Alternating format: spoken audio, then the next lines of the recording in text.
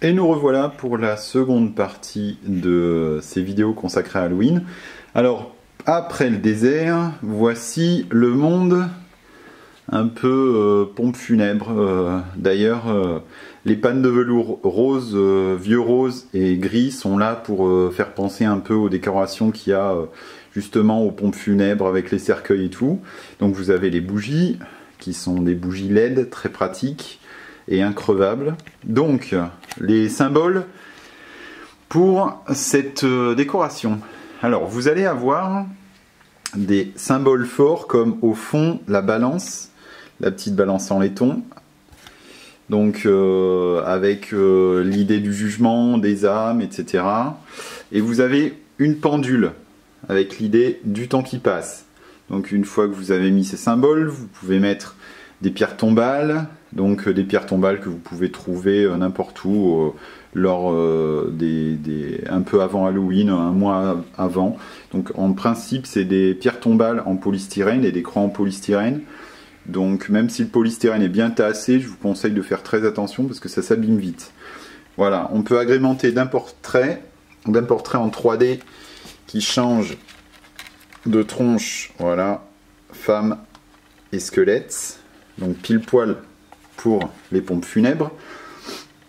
Je me suis aussi intéressé à des figurines, des grandes figurines d'animaux en squelette. Alors vous avez le vautour ici, celui que je trouve excellent c'est le basset, vous avez la grenouille, vous avez le chat qui sera repris dans les chroniques d'Under car vous avez des mormatous, donc des chats cadavériques. Donc comme cette figurine, disons cette statuette est exceptionnelle, donc tout est fait en latex, hein, en latex dur. Donc vous avez la grenouille, le scorpion, le caméléon plus loin, le corbeau, et j'ai décidé d'intégrer là encore des peluches un peu sinistres qui font penser à la mort, donc les chouettes.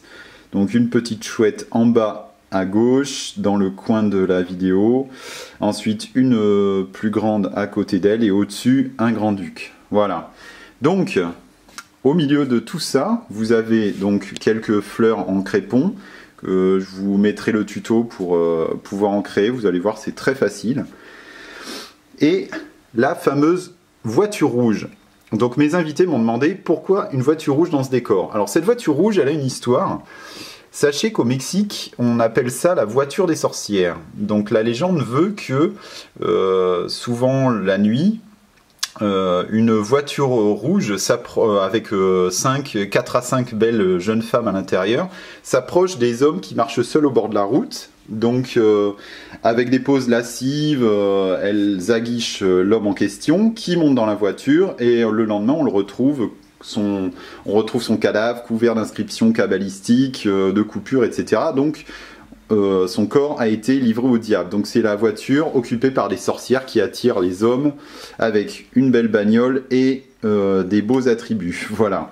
Donc c'est typiquement une légende urbaine mexicaine. Donc au milieu de tout ce décor, un peu de couleur. Donc vous avez des calaveras. Je vais zoomer sur l'une d'elles. Donc les calaveras en fait c'est des crânes qui sont en général faits en pâte d'amande, en choses alimentaires, chocolat, etc. Donc à base d'aliments. Normalement elles servent à faire honneur aux défunts. Elles sont posées sur un autel en l'honneur des défunts. On peut s'en offrir aussi entre invités, mais c'est surtout pour les défunts. Voilà, donc au milieu de tout ça, vous avez des petites décos, donc piñata, tout est en verre. Vous avez des chihuahuas, les chiens du Mexique, donc mariachi. Donc les mariachis, c'est les musiciens avec guitare, chant, trompette, etc. Donc voilà, vous avez les chihuahuas mariachi. Vous avez des sucreries, j'ai mis des cœurs car c'est souvent un symbole au Mexique. Des cactus, et on termine par le fantôme de la Llorona, une fantôme célèbre aussi qui fait partie des légendes urbaines mexicaines qui date et qui est assez ancienne, voilà, qui passe son temps à laver du linge ensanglanté. Voilà pour les décorations des pompe funèbre.